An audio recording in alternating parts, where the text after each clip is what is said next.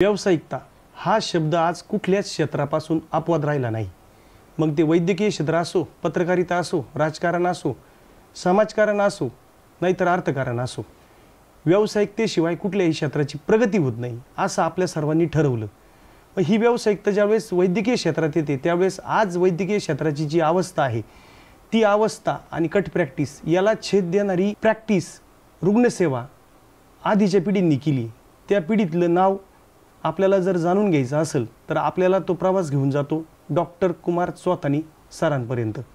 बालरोग तज्ज्ञ म्हणून डॉक्टर कुमार चौथानी सरांचं नाव महाराष्ट्राने देशभर गाजलं. कुमार चौथानी सरांनी एकदा बाळाला हात लावला की आपलं बाळ बरं झालं अशी पालकांची मानसिकता आहे. सरांच्या रुग्णालयात नंबर लागण्यासाठी, सरांच्या रुग्णालयात आपल्या बाळाला तपासण्यासाठी पालकांचा आटापिटा सुरू असतो. इतकंच काय, अनेक राजकारण्यांचे फोन OPDला नंबर घेण्यासाठी येतात. सर अतिशय नम्रपणे प्रत्येक रुग्णाची रुग्णसेवा करत असतात. गेली 45 वर्ष डॉक्टर कुमार चौथानी म्हणजे देवमाणूस, डॉक्टर कुमार चौथानी म्हणजे बालकांचे देवदूत. ही किमया करू शकले डॉक्टर चौथानी सर, ती का? या प्रश्नाची उत्तरं जाणून घेण्यासाठी आज व्हॉइस ऑफ अहिल्यानगरच्या 3ऱ्या कार्यक्रमात आपण डॉक्टर कुमार चौथानी सरांनाच आमंत्रित केलंय.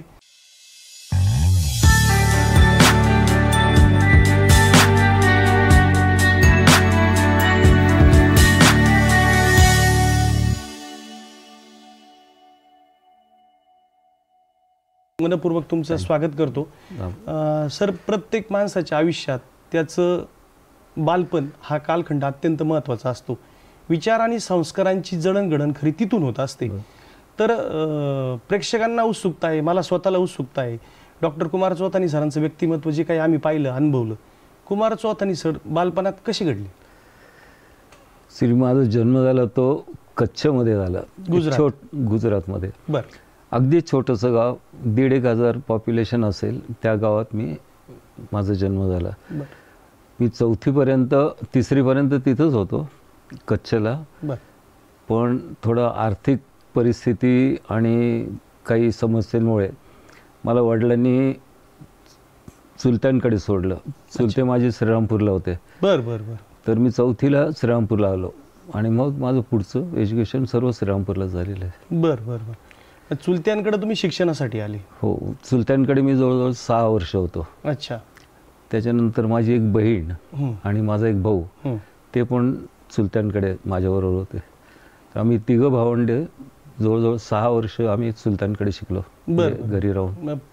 प्राथमिक शिक्षण काय स्कूल इथं श्रीरामपुरात आलं? 4थीला मी इथे एक गुजराती शाळा होती पूर्वी श्रीरामपूरला. त्या 4थीला 1 वर्ष मी गुजराती शाळेत शिकलो. आणि मग 5वी पासून मी मॉडर्न हायस्कूल श्रीरामपूर इथं होतो आणि 6वी ते 9वी सोमय हायस्कूलला आणि मग पुन्हा 10वी 11वी मॉडर्न हायस्कूलला केलं मी. अच्छा. पण ते 5वीला एकदा आपण प्रवेश घेतला की मग शिक्षक, पालक आता फार अपेक्षा आहेत. तो काळ तसा नव्हता. तरी पण मग वर्गातला हुशार विद्यार्थी किंवा हुशार विद्यार्थी त्याचं सगळं अनुकरण करतात. मग शिक्षकांच्या पण 2च प्रकारची मुलं लक्षात राहतात. एक तर प्रचंड हुशार, नाही तर मग प्रचंड मट्ट. तुम्ही कुठल्या कॅटेगरीत होते? मी ॲक्च्युली 5वीत मी ॲक्च्युली गुजरातीमधून एकदम मराठी शाळेत आलो होतो. बरं.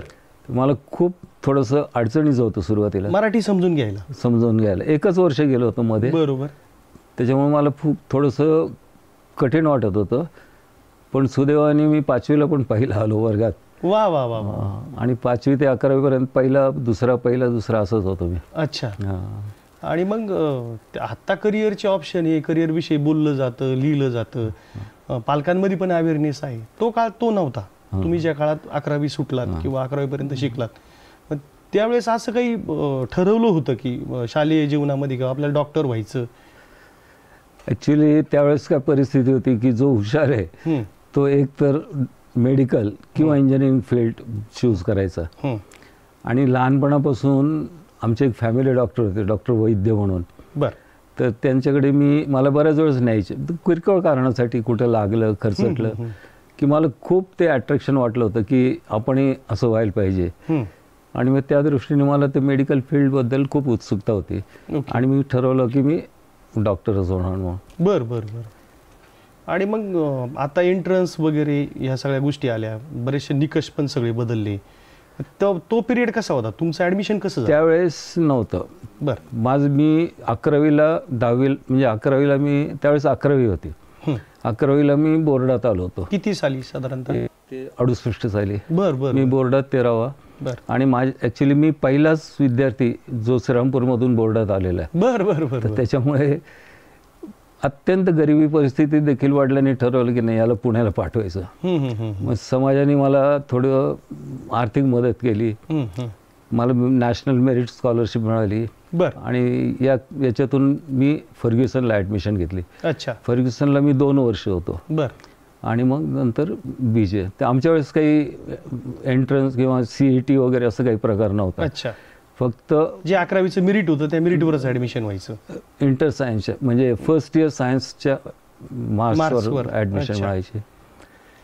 मग तिथं फर्ग्युसनला ते पूर्ण केल्यानंतर BJला MBBSला BJला मी MBBS पूर्ण केलं. बरं. आणि माझं MD मग मुंबईला KM हॉस्पिटलमधून झालं. अच्छा. मग हा सगळा शिक्षणाचा खर्च चुलत्यांनीच केला? नाही, मला नॅशनल मेरिट स्कॉलरशिप होते ना. अच्छा. त्याच्यातून माझं सर्व आणि थोडीफार मदत मला गुजराती समाजाकडून झाली. अच्छा. आणि मग MD पूर्ण केल्यानंतर मग श्रीरामपुरातून प्रॅक्टिस करावी किंवा त्यावेळेस तुम्ही ज्या पद्धतीने पुणे मुंबईत गेला तिथं शिकलात, मग श्रीरामपूरमध्ये यावं असं आणि हॉस्पिटल सुरू करावं किंवा प्रॅक्टिस करावी असं काय डोक्यात काय होतं नेमकं? एक तर मला दुसरा पर्याय नव्हता एक आर्थिक परिस्थितीमुळे. आणि मुंबई पुण्यात सेटल होणं खूप अवघड होतं. आणि श्रीरामपूरला फक्त त्यावेळेस एक डॉक्टर वळसंकर होते. बरं. बालरोगतज्ञ. त्याच्यामुळे श्रीरामपूरला एक जरूर पण होती, गरज पण होती बालरोगतज्ञाची. आणि माझ्या आधी एक डॉक्टर बळगट म्हणून आहेत, ते होते. त्याच्यामुळे मग मी श्रीरामपूरलाच यायचा विचार केला. अच्छा. आणि मग साधारणतः पहिली OPDचा पहिला दिवस आणि कुठं हॉस्पिटल सुरू केलं होतं? मी एक साळुंके बिल्डिंग म्हणून आहे मेन रोडला. हो. तिथं मी प्रॅक्टिस सुरू केली. बरं. अक्षरशः म्हणजे आर्थिक परिस्थिती इतकी खराब होती की 20,000 स्टेट बँकेकडून लोन घेऊन ती जागा भाड्याने घेतली. डिपॉझिटसाठी 20,000 रुपये द्यावे लागलेत. आणि मग सुरू केली. माझा पहिला पेशंट एक लबडे म्हणून होतं, सारिका लबडे. बरं. तिला रिक्षातून आणलं होतं. माझं उद्घाटनच चालू होतं आणि मग तिला आणलं होतं. अच्छा. तेव्हा मग साळुंके बिल्डिंग मध्ये किती वर्ष तिथं तुम्ही प्रॅक्टिस केली? मी 1981 ते 1990 मी साळुंके बिल्डिंग मध्ये होतो. अच्छा. पहिली 3 वर्ष खूपच कठीण गेलीत. म्हणजे अक्षरशः मी बसून असायचो, लिटरली बसून असायचो. म्हणजे याच्यावर कोणी विश्वास ठेवणार नाही आता. पण होती परिस्थिती. मी फक्त शटर उघडायचो सकाळी 10ला, संध्याकाळी शटर डाऊन करायचं, घरी जायचं.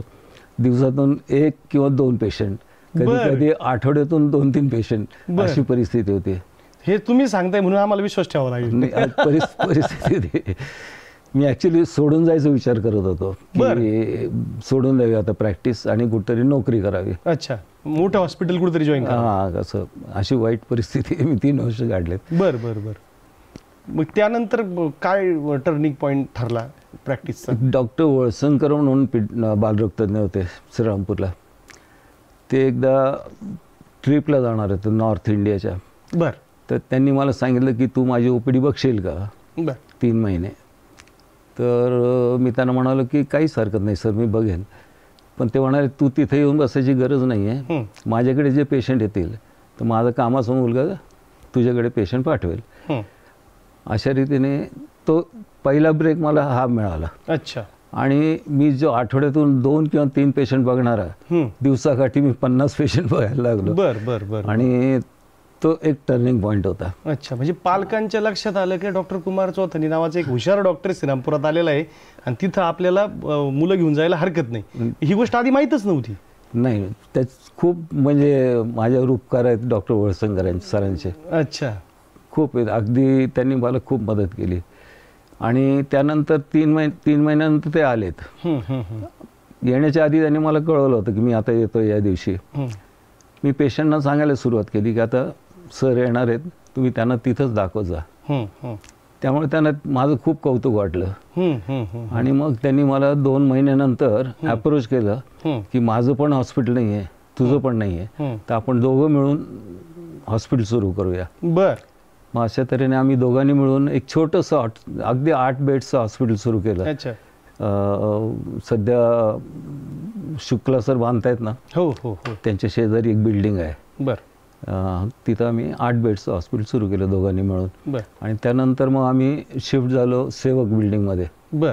तिथं 20 बेडचं हॉस्पिटल होतं. मग आम्ही 90पर्यंत दोघं आम्ही एकत्र होतो. बर.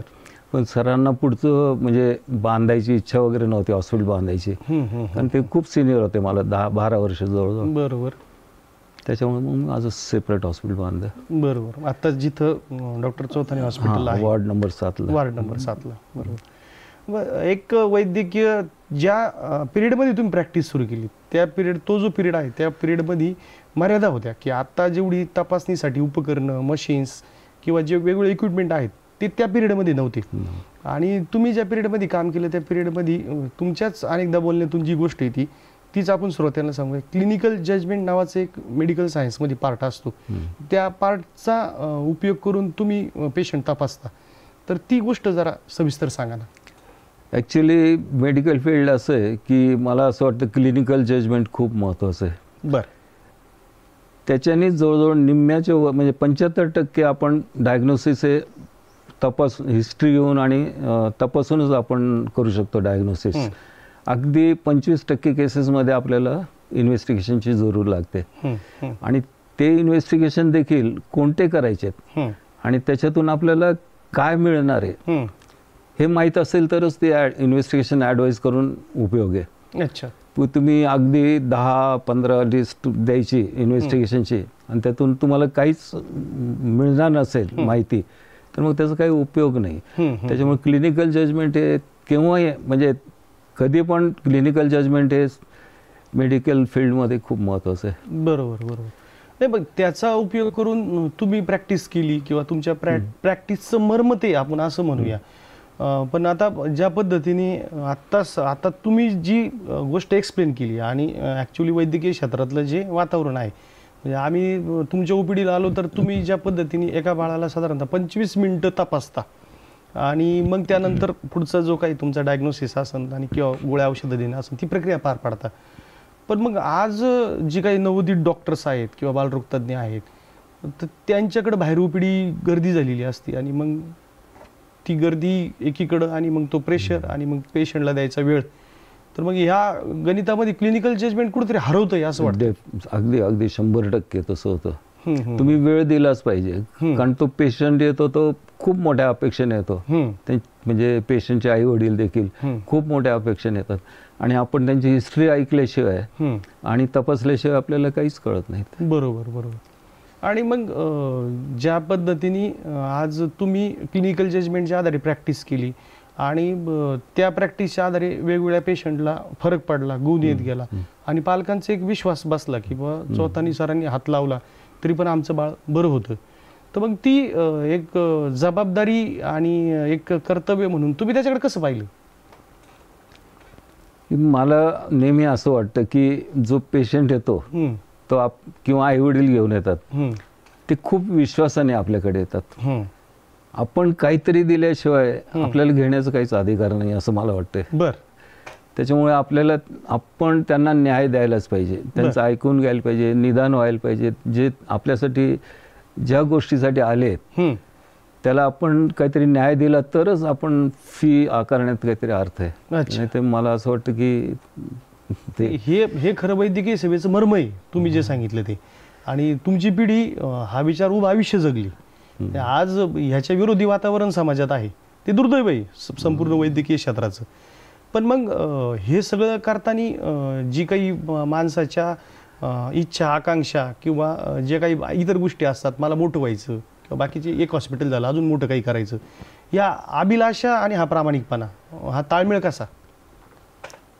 तुम्ही कुठंतरी हे आपल्याला पुरेसं आहे असं तुम्हाला समाधान ऍक्सेप्ट करायला समाधान मानायलाच पाहिजे तुम्हाला कुठेतरी.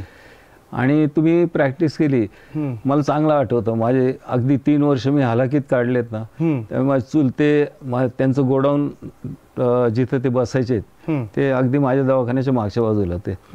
ते कधीतरी माझ्याकडे येऊन बसायचे आणि मला नेहमी म्हणायचे की कुमार, एक लक्षात ठेव, तू आधी नाव कमव, पैसा तुझ्या मागे आपण होऊन येईल. वाह, क्या बात आहे. तर ते मी कायम लक्षात ठेवलं आणि मग मला काही नंतर कमीच पडलं नाही. बरोबर बरोबर. अर्थात मी माझ्याकडे काही खूप आहे असं नाही आणि मला तशी खूप असं अट्रॅक्शनही वाटलं नाही की मला इतके प्लॉट्स घ्यावेत, इतकं अमुक जमा संचय करावा वगैरे. आपण रुग्णसेवेतच संपत्ती शोधली तुम्ही असं म्हणता सेवा म्हणा किंवा आपण सुखाने जगू शकतो. बरोबर. आणि तर मग दुसऱ्याचं हित बघावं असं मला नेहमी वाटतं. बरोबर. सर, साधारणतः तो एक 95 पासूनचा साधारणतः 2000 आता कोविड येईपर्यंत पण तुम्ही साधारणतः 18 20 तास दिवसभरातले काम केलेले. म्हणजे 1 वाजता 2 वाजता शेवटचं पेशंट तुम्ही तपासलंय, सकाळी 8 वाजता ओपीडी सुरू झाल्यानंतर. ही एवढी एनर्जी आणि ही एवढी काम करण्याची उर्मी कशी मिळवली? आता माझ्या दाराशी इतके लोक येऊन बसायचे ना की मला शक्यच नव्हतं की तिथून उठून जाणं. तर ते मी करत राहिलो की आपल्याकडे आलेला माणूस आहे, आपल्याला त्याला बघायलाच पाहिजे या दृष्टीने. आणि मला ते दुसऱ्यांसाठी काहीतरी करतोय आपण, आपल्यासाठी तर करतोच आहे पण आपण दुसऱ्यांसाठी पण काहीतरी करतोय, बरोबर, या गोष्टीने मला एक प्रोत्साहन मिळायचं की आपण करत राहायला पाहिजे. आणि मी ज्यावेळेस प्रॅक्टिस सुरू केली त्यावेळेस माझ्यापुढे doctor Masurkar, doctor Agashe sir, doctor Kale sir, Pantvaidya madam, असे अनेक चांगली लोक होती की ते खूप चांगलं काम करायचे. आणि त्या असं वाटायचं की आपण चांगलं काम करायला पाहिजे. पैसे तर मासुरकर आणि आगाशे सर त्यांनी मला खूप खूप मदत केली. म्हणजे बरोबर, एक आदर्शच होते माझ्यासाठी ते. बरोबर. त्यांना समोर ठेवून. आणि डॉक्टर वळसंकर सर, आज जो मी काय आहे तो मी डॉक्टर वळसंकर सरांमुळेच आहे असं मला वाटतं. अच्छा, म्हणजे अतिशय नम्रपणे तुम्ही ती शेअर करतायत त्यांच्या आठवणी. हे समाजातलं दुर्मिळ उदाहरण आहे ज्या कालखंडातून आपण सध्या जातोय. तर सर, मला ज्या आता ही सगळी प्रॅक्टिस, ही सगळी धावपळ किंवा ह्या सगळ्यामधला समतोल तुम्ही साधला, 18 तास काम करायचा. पण मग हे करत असताना एकीकडं तुमचं नाव होत होतं महाराष्ट्रभर, मुंबई, पुणे, हैदराबाद, लांबून पेशंट येत होते. हे पेशंट आल्यानंतर मग एक प्रकारे आपली जशी कामामुळे कीर्ती होती जशी तुमची झाली, तुम्हाला देवदूत म्हटलं गेलं, परमेश्वराचं दूत म्हटलं गेलं. ते लोकांचं मोठेपण आहे, पालकांचं मोठेपण आहे, तुम्ही ते कधी मानलं नाही कधी.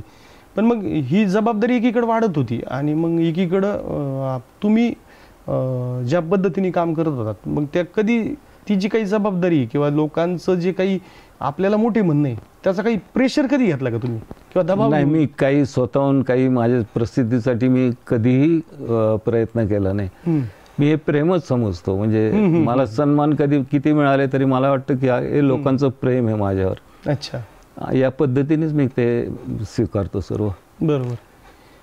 आज कुठल्याही बालरोग तज्ञाकडे गेलो आपण किंवा कुठल्याही हॉस्पिटलमध्ये गेलो, चांगली काम करणारी माणसं आहेतच वैद्यकीय क्षेत्रात तुमच्यासारखीच. परंतु मग डायरेक्ट अँटीबायोटिक लिहिणं किंवा औषधं जास्त लिहिणं हे प्रकार खूप सर्रास घडतात.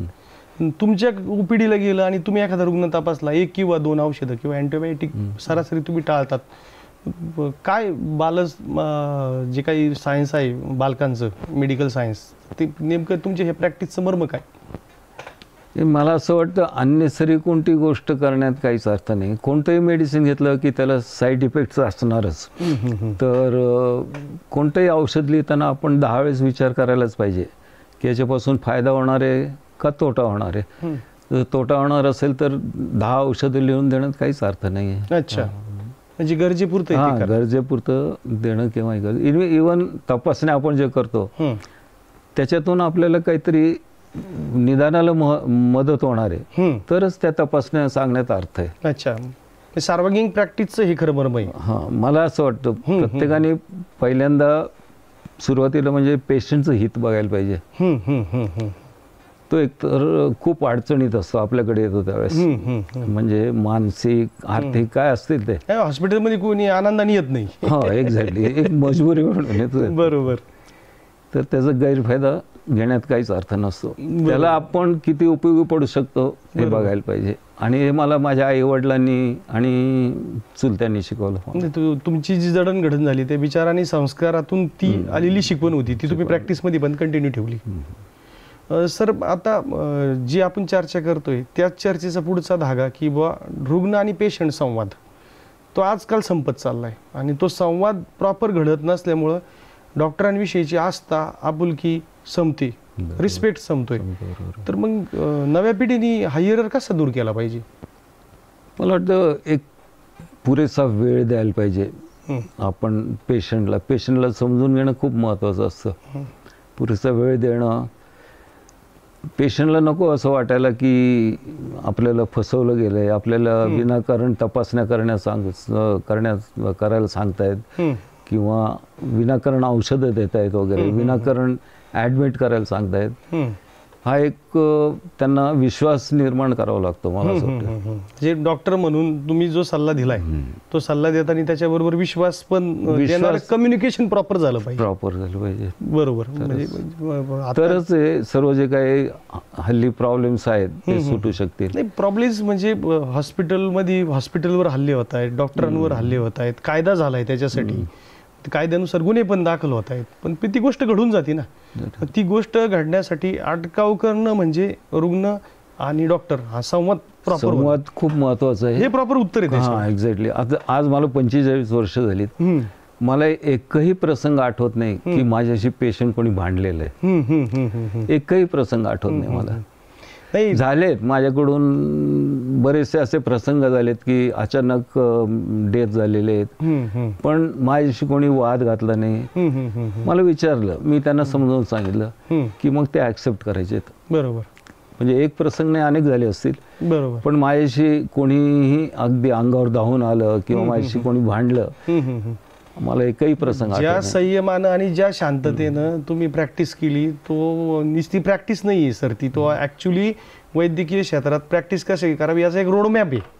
म्हणजे तो ह्याच्यासाठी की म्हणजे अनेक पेशंट ज्यावेळेस तुमच्या ओपीडीला येतात आणि ज्यावेळेस ते बाहेर येतात, कुमार चौधरी सरांना एक तर मुलाला दाखवण्याचं एकतर खूप मोठी एक अपेक्षा असते आणि मग सरांनी पाहिलं म्हणजे बाळ बरं होणार ही एक होप्स घेऊन तो पीडित आलेला असतो तुमच्या कॅबिनमध्ये. ज्यावेळेस तुम्ही ते औषधाचं सांगता आणि ज्यावेळेस तुम्ही ते 10 ml कुठं आहे, 15 ml कुठे आहे, ती खून सुद्धा त्या आईला किंवा पालकांना दाखवता.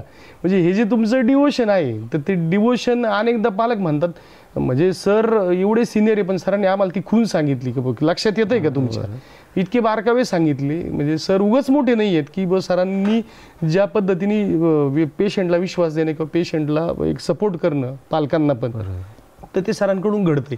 अशा प्रतिक्रिया आमच्यापर्यंत येतात. तर मग ते तुम्ही जे सांगता त्याचं मर्म ते आहे मला असं वाटतं. मला तेच म्हणायचं की पेशंट येतो तर त्याला काहीतरी समाधान मिळायलाच हवं. बरोबर बरोबर. काहीतरी जो येतो तो काहीतरी आपण दिल्याशिवाय काही घेण्यात काय अर्थ वाटत नाही मला. बरोबर बरोबर. बस सर, ही जी सिनियरिटी तुम्ही कामातून मिळवली, हा विश्वास मिळवला, पण मग हे सगळं करत असताना कुटुंब, तुमचे छंद, मग हे कसं बॅलन्स केलं का काही मिसिंग झालं याच्यातलं? खूप मोठी खंत आहे ती. कुटुंबांकडे खूप दुर्लक्ष झालं माझं.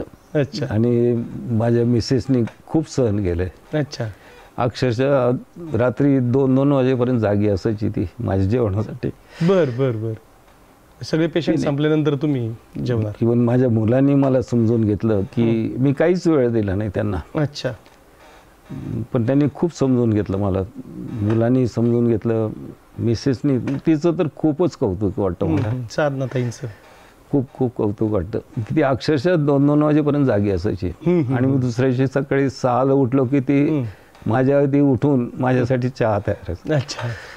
म्हणजे ते सर ऑन स्क्रीन आम्हाला सरांचे कष्ट दिसत होते किंवा ऑन स्क्रीन आम्हाला सरांचं जे काही रुग्णसेवेचं डिवोशनचं काम दिसत होतं, त्याच्यामध्ये बॅकबोन म्हणून किंवा एक मोठा सपोर्ट द्यायचं काम मॅडमनी केलेलं आहे, खूप केलेलं आहे. बरोबर. आणि मुख्य म्हणजे एक शब्दाने कोणती तक्रार नाही. अच्छा. त्यांच्या सपोर्टमुळे इतकं चांगलं काम रुग्णसेवेमध्ये तुम्हाला करता करू शकलो. आता तुम्ही ज्या पिरियडमध्ये शिकलात, तुम्ही ज्या पिरियडमध्ये वैद्यकीय नॉलेज घेतलं, प्रॅक्टिस सुरू केली, तो काळ आणि हा काळ प्रचंड बदललाय. मग महाविद्यालयांची संख्या वाढली, साधारणतः सीट्स पण वाढल्यात बऱ्यापैकी. सरकारी बरोबर खाजगी पण वैद्यकीय रुग्णालय सुरू झालेत, कॉलेज सुरू झालेत. पण मग आपण एकीकडं क्वालिटीकडे जातो, एकूणच एज्युकेशनचा तो प्रॉब्लेम आहे. मेडिकल सायन्स पण त्याला अपवत नाही. आपण एकीकडं क्वालिटीकडे जातोय की क्वांटिटीकडे जातोय, हे ज्यावेळेस कम्पेअर करायची वेळ येते तर क्वांटिटी वाढली, पण क्वालिटीचं काय? मग तो ज्यावेळेस प्रश्न येतो त्यावेळेस नेमकं नवोदित वैद्यकीय क्षेत्रात येणाऱ्या मुलांनी काय केलं पाहिजे? हा ॲक्च्युली वैयक्तिक प्रश्न वाटतो मला की कोणी कशी प्रॅक्टिस करावी. आता प्रत्येक क्षेत्रात प्रमाणेच या वैद्यकीय क्षेत्रात पण पैसा कमवणे हा एक मोठा उद्देश आहे, झालेला आहे. तर प्रत्येकाने ठरवायचं आपण कशी प्रॅक्टिस करायची ती. तर हा वैयक्तिक प्रश्न वाटतो मला. हा म्हणजे कारण मी कोणाला नाव ठेवू शकत नाही. कोणी काय करावं, कशी प्रॅक्टिस करावी हा माझा विषय नाही आहे. सर, पुढचा प्रश्न असा होता की बालरोग तज्ज्ञ म्हणून वयवर्ष एक दिवसाचं बाळ ते वयवर्ष 14 पर्यंत तुम्ही रुग्ण तपासता. हे जे टप्पे आहेत त्या टप्प्याविषयी थोडी बालकांची जडणघडण आपण समजून घेण्यात आम्हाला जरा आनंद वाटेल तुमच्याकडून. 1 वर्ष ते 5 वर्ष या पिरियडमध्ये साधारणतः पालकांनी मुलांची कशी काळजी घ्यायला पाहिजे? पहिलं म्हणजे एकतर इम्युनायझेशन, लसीकरण खूप महत्त्वाचं आहे. लसीकरण, ते लसीकरण वेळेवर पूर्ण करणं, ते जवळजवळ 10 वर्षापर्यंत आहे सध्याच्या याच्याप्रमाणे, IAPच्या गायडन्सप्रमाणे. तर ते पूर्ण करणं की जेणेकरून हे जे मोठमोठे आजार आहेत की पोलिओ आहे, धनुर्वात आहे, डांग्या खोकला आहे, घटसर्प आहे, हे आजार होऊ नये म्हणून आपण लसीकरण करतो. त्या लसीकरण केल्याने हे आजार कमी होतात आणि ते खूप असे घातक आजार आहेत. तर ते लसीकरण एक खूप महत्त्वाचं आहे. दुसरा म्हणजे आहार चांगला पाहिजे. आहार चांगला म्हणजे घरचं जेवण. हल्ली जे जंक फूड मिळतं ते अतिशय घातक आहे. जंक फूड एक अवॉइड करायला पाहिजे आणि रेग्युलर एक्सरसाइज, गेम्स वगैरे हे करायला पाहिजे. 5 ते साधारणतः 10चा वयोगट, 5 वर्ष ते 10 वर्षाच्या पुढे गेल्यानंतर साधारणतः तर आहार आणि इतर लसीकरण इतर 10-14 वर्षापर्यंत आहे, ते आहे. त्याबरोबर व्यायाम किंवा खेळून दिलं पाहिजे. आणि दुसरी हल्ली म्हणजे मोबाईल, मोबाईल पासून खूप जपायला पाहिजे. हल्ली सध्या एक ऑटिझम नावाचा प्रकार आहे. ऑटिझम म्हणजे स्वमग्नता, म्हणजे ती मुलं विसरून जातात, त्यांचं सोशल कम्युनिकेशनच हरवतं. अच्छा. म्हणजे तो आल्या लक्षात येतो, म्हणजे तो केबिन मध्ये आला की लक्षात येतं की याला ऑटिझम आहे. म्हणजे ते स्वतःच दंग असतात, ते आपल्याशी नजरेला नजरही मिळवत नाहीत. अति आत्मकेंद्रितपणा. हो. तर तो हा निर्माण होतो. आणि मोबाईलमुळे काय होतं, मोबाईल आणि तो मुलगा हे एक त्यांचं जग निर्माण होतं आणि ते बाकीच्या लोकांना विसरून जातात. अच्छा. तर मोबाईल मी सध्या तर बघतो की अगदी 6 महिन्याचं मूल आहे ना, त्याला देखील शांत राहण्यासाठी मोबाईल दाखवतात आई वडील. ती खूप चुकीची गोष्ट आहे. म्हणजे मोबाईल शक्यतो म्हणजे देऊच नाही मोबाईल. तुमचं जे निरीक्षण आहे त्या निरीक्षणानुसार मुलं मोबाईलचा वापर जास्त करतात हे म्हणण्यापेक्षा पालक मोबाईलचा वापर जास्त करायला प्रवृत्त करतात. डेफिनेटली. म्हणजे पालक चुकतायत. 100%. मोबाईल पासून मुलं डिस्ट्रॅक्ट कशी केली पाहिजे, काय वाटतं तुम्हाला? मोबाईल देऊच नाही ना, मोबाईल वस्तू दाखवायचीच नाही असं मला वाटतंय. अनेक गोष्टी आहेत आपण मुलांना ग्रुपमध्ये बसून जेवायला शिकवू शकतो, ग्रुपमध्ये बसून त्यांना बाकीच्या गोष्टी शिकवू शकतो. आपण वेळ दिला, आपल्याबरोबर बसवलं तरी आपण त्यांना व्यवस्थित खेळीमेळीच्या वातावरणात अनेक गोष्टी शिकवू शकतो. किंवा पालकांनी मुलांना वेळ दिला तर मुलं मोबाईलला वेळ देणार नाही. 100%. प्रश्नाचं तुम्ही म्हणता तसं एका वाक्यातलं उत्तर. आणि मग ह्याची मानसिक ऑटिझम व्यतिरिक्त आणखीन काही मानसिक आजाराची लक्षणं दिसत आहेत मुलात? मेन म्हणजे हाच खूप मोठा वाईट आजार आहे. अच्छा. म्हणजे सोशल कम्युनिकेशनच पूर्ण हे होऊन जातं ते. म्हणजे तुमचं भावविश्वच disturb होतं.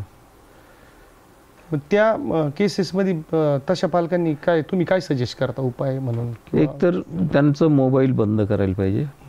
दुसरी गोष्ट, आता या आजारासाठी वेगवेगळ्या थेरपीज आहेत.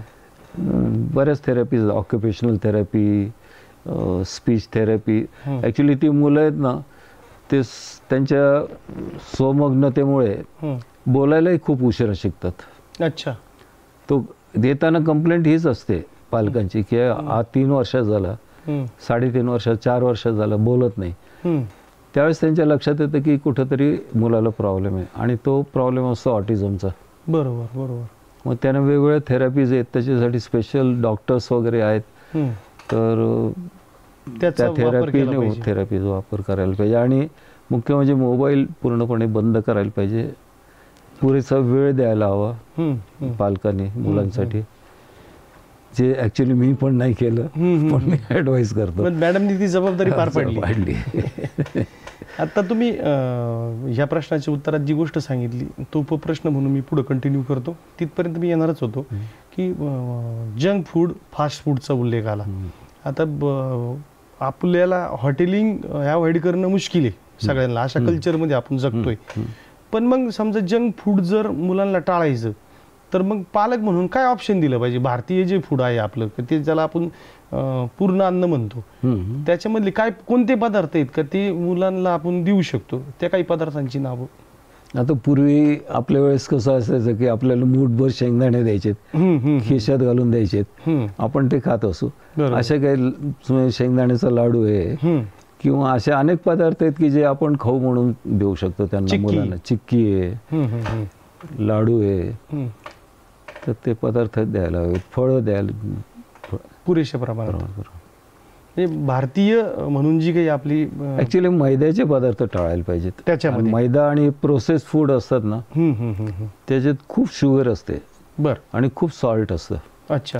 मीठ आणि साखरे प्रमाण अतिशय असतं, त्याच्यामुळे लठ्ठपणा वाढत जातो मुलांमध्ये. हो, ओबेसिटीचं प्रमाण खूप आहे. अच्छा. भारतीय खाद्यपदार्थ देताना सुद्धा ह्या दोन गोष्टी पाळल्या पाहिजे. हो, जंक फूड हे अवॉइडच करायला पाहिजे. जंक फूड मध्ये खूप साखर आणि खूप मीठ असतं, त्याच्यामुळे ते एकतर लठ्ठपणा खूप वाढत जातो.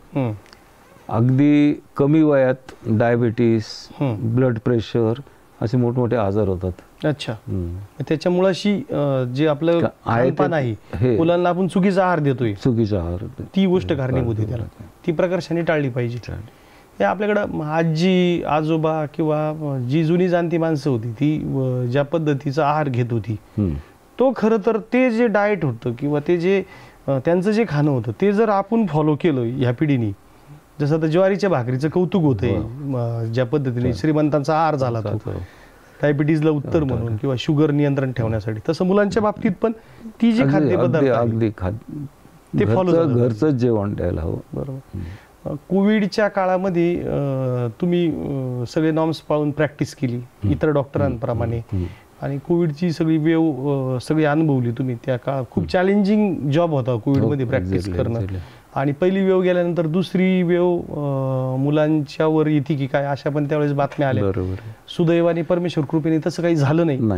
पण मग त्या कोविडमध्ये कोविड योद्धा म्हणून पण तुमचा पण गौरव झाला इतर डॉक्टरांप्रमाणे. तर मग तो कोविडच्या आठवणी आणि मुलं, तो कालखंड कसा होता? पण सुदैवाने काय झालं, मुलांचं प्रमाण खूप कमी होतं, त्याच्यामुळे आमच्यावर एवढा फारसा लोड आला नाही फारसा. पण तरी देखील आम्ही कोविड काळात देखील काम केलं मी. मोठ्या माणसांना कोरोना होण्याचा रेशो जास्त होता आणि मुलांना कमी होता.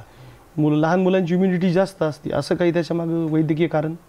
कमी प्रमाण होतंय मात्र खरं, खूप कमी होतं. आणि त्या पिरियडमध्ये म्हणजे तुमचं एज फॅक्टर लक्षात घेता आणि येणारे पेशंट, ही सगळी रिस्क, आणि मग आपल्याला इतरांचा तर प्राण वाचवायचा, त्याच्याबरोबर आपली पण स्वतःची पण काळजी घ्यायची. तो टास्क कसा केला? ॲक्च्युली मला होऊन गेला कोविड. पण फॉर्च्युनेटली अगदी प्रायमरी स्टेजमध्येच ते कंट्रोल झालं सर्व. मला कुठे ॲडमिट व्हावं लागलं नाही, काही नाही. इव्हन आमच्या घरात पण झालं होतं सर बऱ्याच जणांना. पण फॉर्च्युनेटली ते अगदी इनिशियल स्टेजलाच सर्व सेटल झालं सर्व. मग त्यामुळे ॲडमिट करणं किंवा पुढचे इंजेक्शन घेणं वगैरे असं प्राथमिक उपचारात असते का झालं. फॉर्च्युनेटली प्रॉबेबली प्रतिकारशक्तीमुळे. म्हणजे बेसिकली कोविडच्या आठवणी आपण बोलतोय, चर्चा करतोय म्हणून आजार म्हणून स्वीकारला तर कोविड बरा झाला सगळ्यांचाच, पण आघात म्हणून स्वीकारला तर नको त्या गोष्टी घडल्या आहेत ना. त्या इव्हन जे औषधं वापरली गेली किंवा मूळ आजार याच्यामुळे खूप असं डायबिटीस आणि अनेक झालेले, तर म्हणजे बऱ्याच जणांना सर प्रमाण वाढलं त्याच्यामुळे. हां, ते प्रमाण खूप वाढलेलं आहे. आमची जी पिढी आहे किंवा जी पिढी वैद्यकीय क्षेत्रात येते तर त्यांची स्वप्न वेगळी आहेत. नो डाऊट पिढी बदलती तशी विचार बदलतात, बरोबर, संस्कार बदलतात, जगण्याची लाईफस्टाईल बदलती, अभिलाषा बदलती, हे सगळं बरोबर आहे. परंतु मग हे जे काही संक्रमण आहे एका पिढीकडून दुसऱ्या पिढीकडे जाताना, ते संक्रमणामध्ये जी काही नीतिमूल्य आहेत किंवा जो काही प्रामाणिकपणा आहे किंवा जो माणूसपणा आहे ती कुठंतरी ते संपतंय किंवा कुठंतरी त्याला ह्या दायित्वाला कुठंतरी नक लागलं जातंय, हे घडतंय. तर मग तुमच्या पिढीने तर हे विचार आम्ही बोलतोय पण तुम्ही ते जागलात. या सगळ्याचे एकंदरीत सामाजिक वातावरण पण काही तुम्हाला तुमच्या पिढीला काय वाटतं? माझं पहिल्यापासून असं मत आहे की तुम्हाला पैसाच कमवायचा असेल तर मेडिकल फील्ड घेऊ नये असं मला वाटतंय. बरं, फक्तच पैसा कमवायचा असेल तर पैसा प्लस समाधान हे दोन्ही गोष्टी खूप महत्त्वाच्या आहेत. आणि मेडिकल फील्डमध्ये पुरेसं मिळतं की जेणेकरून आपण आपली चांगली लाईफस्टाईल जगू शकतो. तर अगदी मागे पैशाच्या मागे धावण्यात काहीच अर्थ नाही. मग ते फील्ड चूज करू नये. अनेक बाकीचे व्यवसाय आहेत की ज्याच्यात भरपूर पैसा मिळू शकतो, तो मार्ग निवडावा. म्हणजे फक्त प्युअर पैसाच कमवायचा तुम्हाला असं तर वैद्यकीय क्षेत्रात निवडू नये असं मला वाटतंय.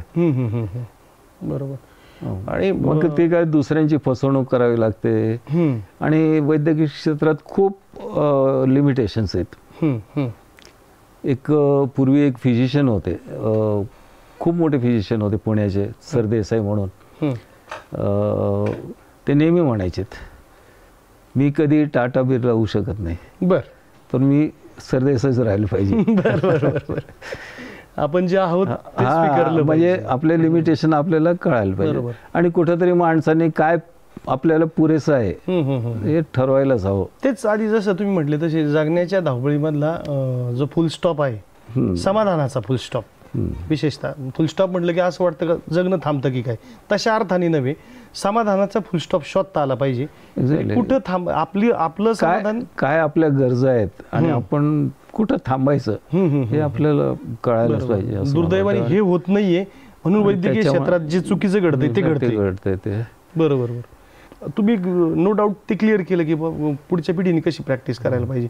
पण वैद्यकीय क्षेत्र सोडून द्या, एकंदरीत समाज ज्या अवस्थेतून आत्ता जातोय किंवा गेल्या 20 वर्षात तंत्रज्ञानामुळे जेवढं जग बदललं ते गेल्या 500 वर्षात कधी बदललं नव्हतं. म्हणजे जगाच्या स्थित्यंतराचा जो स्पीड आहे तो प्रचंड वाढला आहे आता. आणि मग हे वाढलेल्या स्पीडमध्ये सर्वांगीण तरुणाई, की ज्या तरुणाईच्या जोरावर हे राष्ट्र उभं राहतंय, हा देश उभा राहतोय, ती गोंधळलेली. म्हणजे आपल्याकडे करिअरचे ऑप्शन प्रचंड आहेत, परंतु माझं काय, मी कुठल्या रस्त्याने जायचं हे सापडत नाही.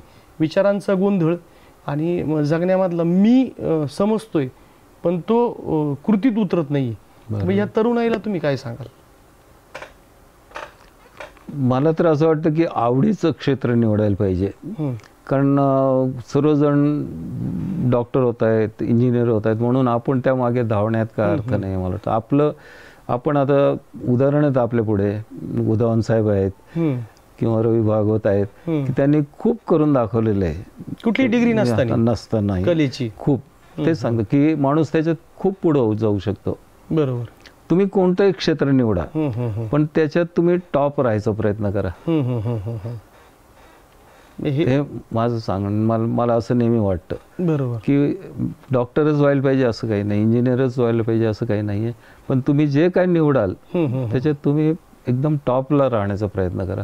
आणि खूप अशी उदाहरणं आहेत की अशी ऑफ फील्ड आहेत की ज्याच्यात खूप लोकांनी नाव कमवलेलं आहे. श्रीराम लागू आहेत. श्रीराम आगाशे सर आहेत. म्हणजे ह्या सगळ्यांनी यांचा अभिनयाचा आणि याचा काही संबंध नव्हता, तरी पण वैद्यकीय प्रॅक्टिस सांभाळून त्यांनी अभिनय क्षेत्रात ज्या पद्धतीचं नाव कमवलं. म्हणजे तुम्हाला आवड आणि काम ह्या दोन गोष्टी एकत्र शोधता आल्या पाहिजे, तर तुम्ही त्या पद्धतीने तरुणाईला स्वतःच्या प्रश्नाचं उत्तर मिळू शकेल. हो, त्याच्यात त्यांनी झोकून द्यायला पाहिजे मग त्या क्षेत्रात. बरोबर. डॉक्टर कुमार चौतानी सर कशी घडली हे तर आम्हाला समजलं बऱ्यापैकी, पण अशी कोणती नावं आहेत तुमच्या आयुष्यातली का ज्यांनी तुम्हाला घडवलं, की ज्यांचा तुम्ही रिस्पेक्ट करता, ज्यांच्या शिकवणीनुसार तुम्ही आयुष्य उभं केलं? सर्वात प्रथम म्हणजे माझे आई वडील, माझे चुलते आणि माझ्या बहिणी आणि माझा भाऊ. माझ्या बहिणीने जे माझ्यासाठी जे काय केलं आहे ते मी कधीही म्हणजे कधीही विसरू शकत नाही. त्यांनी स्वतः कॉलेजपर्यंत शिक्षण घेतलं नाही. आमची आर्थिक परिस्थिती इतकी खराब होती की त्या शिवणकाम करायच्यात, आणि शिवणकाम म्हणजे सकाळी 6 ते रात्री 9 वाजेपर्यंत नॉनस्टॉप ते शिवणकाम करायच्यात. माझ्या चुलत्यांचं कपड्याचं दुकान होतं, मग ते खादीच्या टोप्या, अंडरवेअर वगैरे बनवायच्या, त्या शिवून द्यायच्यात, आणि त्याच्यातून आमचं घर चालायचं, आणि त्या याच्यातून माझं शिक्षण झालं. अच्छा. 5वी पासून. म्हणजे बहिणींनी आणि चुलत्यांनी हे काम केलं नसतं तर तुमच्या शिक्षणाला बळ. माझ्या बहिणींचा खूप मोठा वाटा आहे त्याच्यात. माझा भाऊ आहे, आणि त्यानंतर मग माझं कुटुंब, माझे मिसेस, मुलांनी खूप सांभाळून घेतलं, मला समजून घेतलं. ही गोष्ट म्हणजे शाळेतले शिक्षक. मला शाळेत इतके चांगले शिक्षक मिळालेत की त्यांच्यामुळे मी खूप शिकलो, आणि त्यांच्यामुळे माझ्यावर खूप चांगले संस्कार झालेत. अच्छा. शाळेतले modern high school, Somaiya high school, even फर्ग्युसनला वगैरे. फर्ग्युसनला मला एक मुजुमदार होते जे आज सिम्बायोसिस ज्यांच्यामुळे चालते ते संस्थापक त्यांचे, ते आम्हाला बॉटनी शिकवायला होते. असे खूप चांगले चांगले शिक्षक माझ्या आयुष्यात आलेत. म्हणजे आई वडील, चुलते, बहीण आणि गुरुजन, ही सगळी जी काही माणसं आहेत, या माणसांनी जे काही घडवलं ते व्यक्तिमत्व म्हणजे डॉक्टर कुमार चौतानी. आणि मुजुमदार सरांनी जे सिम्बायोसिसचे संस्थापक आहेत ते आम्हाला बॉटनी शिकवायला होते. तर मध्ये टर्मिनल एक्झामिनेशन झाली, त्यावेळेस ते नेहमीप्रमाणे तासाला आले आणि एक पेपर काढून हा पेपर कोणाचा आहे म्हणून नंबर सांगितला, तर तो माझा पेपर होता. मला तो एक खूप मोठा अभिमानाचा क्षण वाटतो की त्यांनी सर्व वर्गाला दाखवलं की पेपर असा लिहायचा असतो. पेपर कसा लिहावा त्याचा डेमो. तर माझ्यापेक्षा खूप हुशार विद्यार्थी होते वर्गात, पण मला त्यामुळे ते खूप मला एक मोठा अभिमान वाटतो की त्यांच्यासारख्या माणसाकडून मला कौतुकाची पावती मिळाली. आणि ती कौतुकाची पावती किती सार्थ होती का त्यानंतर ज्या पद्धतीने तुम्ही नाव कमवलं, प्रॅक्टिस केली, डिवोशन दिलं, म्हणजे मुजुमदार सर बरोबरच होते हे नंतर सिद्धच झालं. आणि नंतर म्हणजे प्रायव्हेट प्रॅक्टिस सुरू केल्यानंतर मला एकदा आम्ही कॉन्फरन्स होती, तर असं ग्रुपमध्ये आम्ही सर्व उभे होतो, तर डॉक्टर आनंद पंडित म्हणून होते सर, आता ते वारलेत, पुण्याला होते, खूप प्रसिद्ध बालरक्तज्ञ आहेत ते. त्यांनी सर्वांना सांगितलं की हा बघा म्हणे, हा छोट्याशा गावात प्रॅक्टिस करतो, पण इतकी चांगली प्रॅक्टिस करतो की तुम्ही त्याचा आदर्श घ्या.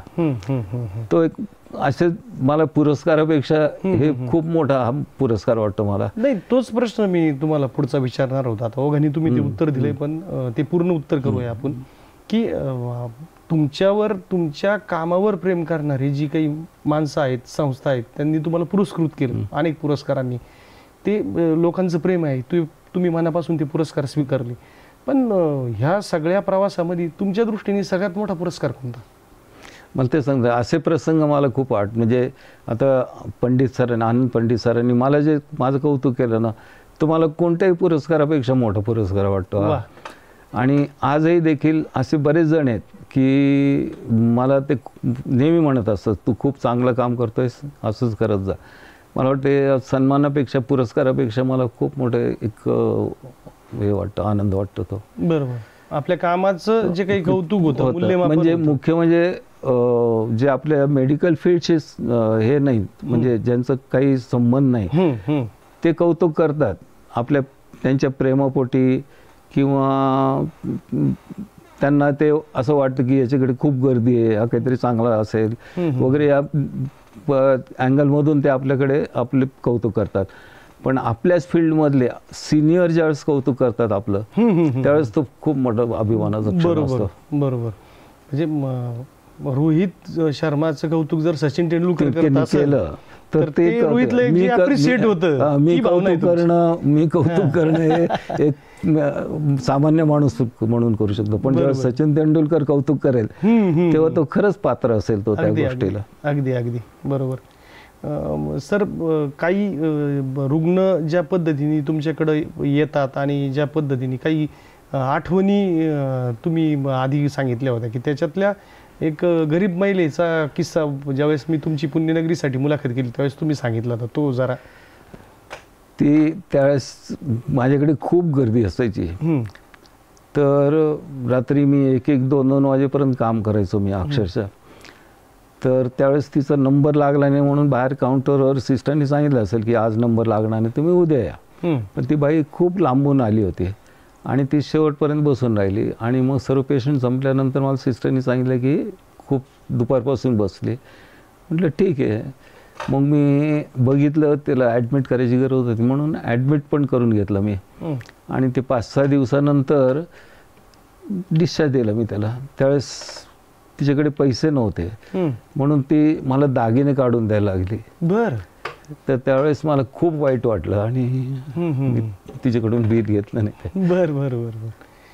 म्हणजे जे दारिद्र्य किंवा सामान्य माणसाला समजून घेणं, ती तुम्ही ज्या वर्गातून आली होती ती वृत्ती तुम्ही प्रॅक्टिसमध्ये पण प्रामाणिकपणे जपली. त्या प्रॅक्टिसमध्ये एक आनंदाचा भाग असा असतो की आई वडिलांच्या चेहऱ्यावरचं समाधानाचं हास्य हे खूप आपल्याला आनंद देऊन जातं. बरोबर. जे तुमच्या आई वडिलांना तुम्ही दिलं. एक प्रसंग असा होता की संगमनेरहून एक वयस्कर ग्रस्त आले होते नातवाला घेऊन. त्याला जवळजवळ 8 महिन्यापासून खोकला होता, 7-8 महिन्यापासून. तो काही थांबतच नव्हता. त्यांनी ते खूप वेंडले होते. संगमनेरचे असल्यामुळे त्यांनी नाशिकला, संगमनेरला बऱ्याच ठिकाणी दाखवलं, नगरला वगैरे. त्याचा खोकला काही थांबत नव्हता. त्याला TBची ट्रीटमेंट देऊन झाली होती, अनेक गोष्टी झाल्या होत्या. ते असेच गर्दीत आलेत आणि मला दाखवलं. मी सर्व त्यांचं ऐकून घेतलं त्या गर्दीत देखील आणि बघितलं. तर मला अशी शंका आली की याचं काहीतरी श्वासनलिकेत काहीतरी अडकलेलं आहे. मी एक्सरे काढला, परत तयार झाले ते एक्सरे काढायला परत, एवढं सर्व एक्सरे काढू नये. आणि मग मी त्यांना सांगितलं की कुठंतरी श्वासनलिकेत शेंगदाणा किंवा काहीतरी अडकलेलं आहे. त्यांचा आधी विश्वासच बसेना. बरं. मी त्यांना म्हटलं तुम्ही एक माझं काम, मी माझ्यावर विश्वास ठेवा आणि तुम्ही जा. मी डॉक्टर मासुरकर सरांकडे पेशंट पाठवला. त्यांनी ती ब्रॉन्कोस्कोपी नावाचं प्रोसिजर असते, ओके, ती केली आणि शेंगदाणा काढला. आणि दुसऱ्या दिवसापासून त्याचा खोकला पूर्णपणे बंद झाला. तर तेवढं वयस्कर माणूस त्यावेळेस माझ्या पाया पडायला लागला. मला फार त्यावेळेस खूप हे वाटलं, आनंद की इतकं की त्याला काहीतरी देऊ शकलो मी. आणि सर, जो आत्ता अनुभव तुम्ही शेअर केलाय प्रेक्षकांबरोबर, तो लक्षात घेता की म्हणजे डॉक्टर कुमार चौतानी सरांना अपॉइंटमेंट मिळण्यासाठी जो काही विश्वास आहे, जी काही धडपड आहे, ती सिनियरिटी किंवा जे टॅलेंट आहे ते टॅलेंट तुम्ही ज्या पद्धतीने आणि ज्या स्किलनी प्रॅक्टिस केली, हे त्याचं मूर्तिमंत उदाहरण म्हणता येईल. मी टॅलेंट म्हणणार नाही, पण मी थोडा वेळ देतो आणि थोडं ऐकतो पेशंटचं. म्हणजे त्यामुळे मला बऱ्याच गोष्टी उमजतात. माझ्या हातून चुका पण खूप झालेल्या आहेत, खूप चुका झालेल्या आहेत. मला जाणवतंय की काय काय चुका झालेल्या आहेत, त्याची खंत पण आहे, पण ते खूप होऊन गेले हातातून. ते सर, हे तुमचं मोठे पण आहे की म्हणजे तुम्ही सांगताय, म्हणजे आज सगळे जे काही चांगलं आहे किंवा जे छान छान आहे तेच सांगायला तयार आहेत, पण तुम्ही नम्रपणे चुका झाल्या हे कबूल करणं सुद्धा खूप मनाचा मोठेपणा आहे. पण एवढंच शिकलो की ही गोष्ट परत चूक ही आपल्याकडून अशा परिस्थिती होऊ नये, ती चूक परत झाली नाही जाईल, एवढं मी करत गेलो. बरोबर. आत्ताच आपण डॉक्टर कुमार चौतानी सरांचा प्रवास समजून घेतला. क्लिनिकल जजमेंट, त्याचबरोबर ज्या माणसांनी आपल्याला घडवलं त्या माणसांचे विचार आणि संस्कार, आणि आपण ज्या वर्गातून आलो त्या वर्गाप्रती दायित्व देण्याची वृत्ती, या त्रिसूत्रीवर डॉक्टर कुमार चौतानी सर घडले. आणि त्यांनी ज्या पद्धतीने प्रॅक्टिस केली, ती प्रॅक्टिस नव्हे, वैद्यकीय क्षेत्रात प्रामाणिकपणे काम कसं करावं याचा प्लॅटफॉर्म एक रोडमॅप डॉक्टर कुमार चौतानी सरांनी घालून दिला. या रोडमॅपनी जाणाऱ्या अनेक पिढ्या ज्यावेळेस वैद्यकीय सेवा करतायत त्यामुळं खऱ्या अर्थाने समाज आणि सामान्य माणसाचं वैद्यकीय क्षेत्रातून भलं होणार आहे. सरांची ही प्रेरणा, सरांची ही ऊर्जा आणि सरांचा हा संघर्ष वैद्यकीय क्षेत्रात नव्हे समाजाच्या सर्व क्षेत्रातील तरुणाईला नवा आयाम देणार आहे.